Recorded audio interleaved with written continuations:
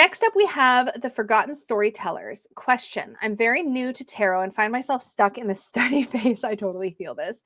How do you go about designing a tarot practice, and how do you figure out what questions to ask? This is such a beautiful question. Thank you for asking it. Well, for starters, I love, hold on, I'm going to just babble with my face for a minute because my arm is distracting me.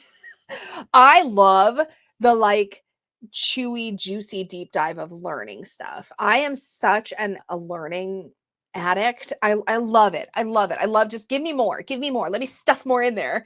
I love that feeling. And it can be a place where we get stuck because we feel like we're just constantly taking in and we're not outputting anything.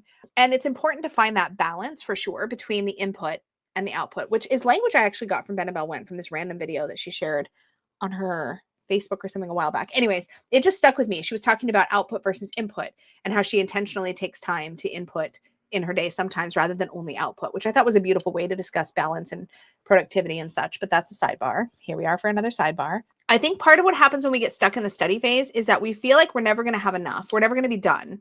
We're never going to hit a point where we just know all the things that there are to know about tarot and are therefore prepped and ready to go hit the ground running. It's never going to happen. I can tell you it's never going to happen because I'm 30 years in now almost. Yeah. God, I'm getting old. I'm 30 years in almost. And I feel like I am constantly still hungering for more. I'm constantly still, I just got a book I'll be talking about in my next recent deck roundup where I am yes, give me this. This is new. This is different. This is meaty. I want to chew on this. I don't know why it's always a food reference, but here we are. But that is very intoxicating. But it can also be a thing where we never quite feel prepared to take that next step because we're well, there's always more. I don't know everything yet. You're never going to. So at some point you just got to leap off the cliff and start doing it. So yes, I wanted to just validate the experience of being stuck in the study phase because I so get it. But when you talk about designing a tarot practice, number one, I want to point out the beauty of that phrasing because I think that's really important. You are designing a tarot practice or a card practice for yourself based on your personal needs and what you want to get out of it. So a lot of that is going to begin with, why are you interested in working with cards in the first place? And answering that question for yourself. Why are you interested? Are you interested because you like the psychological deep dive into yourself and you want to have a practice that helps you to reflect your truth back to you, helps you to see yourself, helps you to understand yourself, helps you to maybe unpack your shadows, helps you to be more brutally honest with yourself, hold yourself accountable, do the difficult work, this kind of stuff, right? Is that what you're drawn to? Or are you drawn to seeing the cards as a deck of advice givers, something that can guide you and help direct your choices and your actions? Is your work going to be more focused internally in unpacking self and understanding self, which is a lot of where my personal work sits?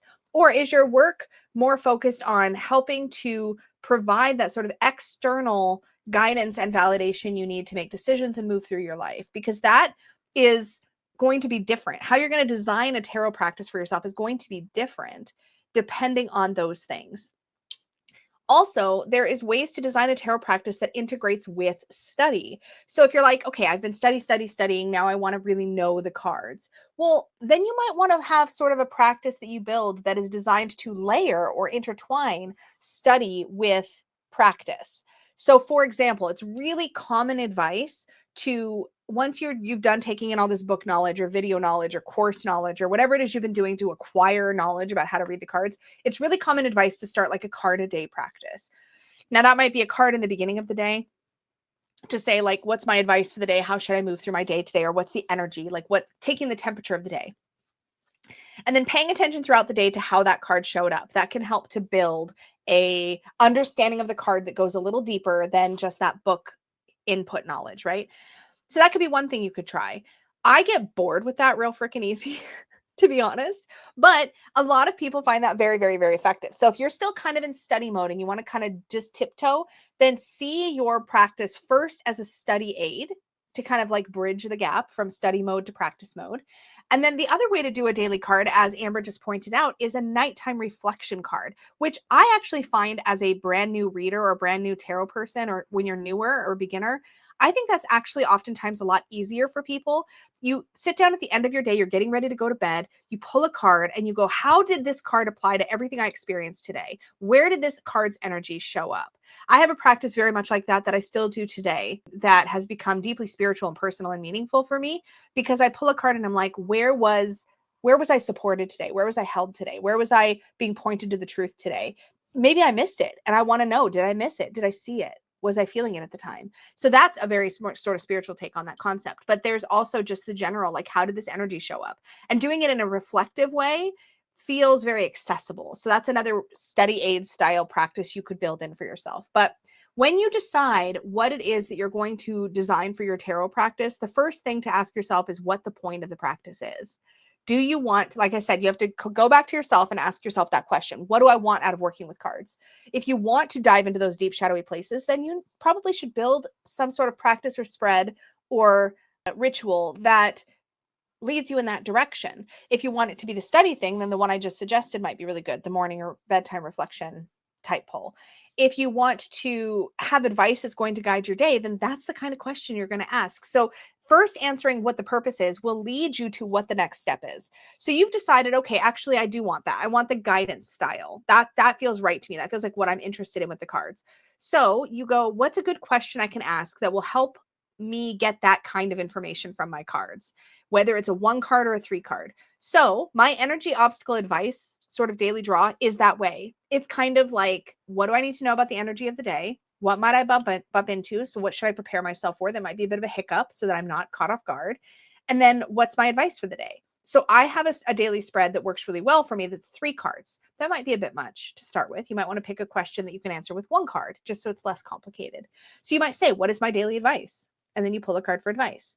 Now, if you're working on self-awareness work, if you're working on diving deep within, if you're wanting to like call yourself out or hold yourself accountable, then you might ask yourself a question like, what do I need to be aware of about my habits or behavior today? What should I look out for? Or what should I'm trying to think of a good way to word this question. Like, how can I avoid getting in my own way today?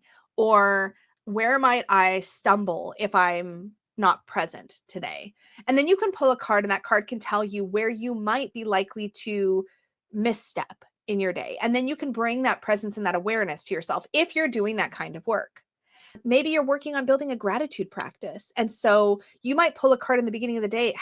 What should I be looking to be grateful for today? What opportunities for gratitude do I have coming up? Or how can I focus in on the blessings in my life today? So you can formulate a question for a daily draw that is in alignment with your other personal or spiritual goals. And that's a great place to start because then you've personalized it to yourself. And I would say that when you're first making the leap from input, so taking in all this information and studying, to output, like trying to actually put something into practice, you've got to start with something that matters to you, or you're not going to want to bother doing it, to be honest. Is it in alignment with the goals?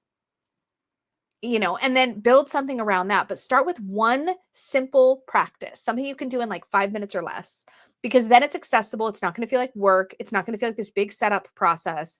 You can just integrate it into your day. And if you want to make it a habit, then tie it to another habit. Every day when I get my coffee, I'm going to pull a single card. And then and then you have your question you ask for yourself. The second thing I will say with this, and I feel like I've gone way down deep in this one, but the second thing I will say is always, always, always check in with your practices. Don't just assume that just because you've decided this is what you're going to do, that you're stuck with it forever. You might do it for like 3-4 days and be like, wow, this is not really what I want. Change it often. Or if it's working, use it for years, but give yourself that permission to ask yourself, is this serving me? Is this feeling right? Because sometimes having a habit or a practice that is always the same, even when it feels a little dull, is exactly what you need, because you need that touch point. Even when it's a little boring, you need that touch point, that consistency to give you an anchor in your practice. But sometimes, if you're like me, sometimes if it starts to feel too automatic, too autopilot-y, too robotic, I find myself needing to change it because I've stopped getting something nourishing out of it. I've stopped getting that meat out of it. It started to feel flat. And for me, when my practice starts to feel flat, I have to change it. or I will find myself sort of disenchanted with my practices in general. So I know that was a long answer to a relatively short question, but I hope that it gave some thoughts on how you can personally design it. But as far as like it always starts with what is your goal for your practice and then build from there. Oh, good. Yes, you're welcome. I'm normally a person who's very good at being okay with not knowing everything, but tarot is different for some reason. It can bring up so much self-consciousness. Like, am I allowed? Do I have enough to go to the next step? Let me tell you, the reason that Peggy and I were so excited about creating Sassy Dragons is because we wanted something where people didn't have to feel like they needed to learn a bunch of stuff to just build a practice or use their cards. So if the information's right there, and it usually is, because you definitely have a deck with a guidebook. I'm confident you have a deck with a guidebook. You can, before learning anything, pull a card for yourself, ask a question, and just read the guidebook and see how it answers your question. That's a great place to start with a practice without any study, without any knowledge. And then you can decide. I'm a big fan of actually, maybe this might be a hot take, I don't know. But I'm actually a big fan of working with your cards before you worry too much about studying. Truly, because what if you don't like it? What if you like start a daily card practice or something and you're like, actually, this thing is not for me. And you've invested hours and hundreds of hours for most of us into studying. And then you're like, actually, this doesn't really fit my life. Maybe like find out if you like it. Maybe find out if it fits into your life and then decide how deep you want to take it. So I'm a big fan of like experience and play and practice and exploring before you commit to like a big long like journey of study.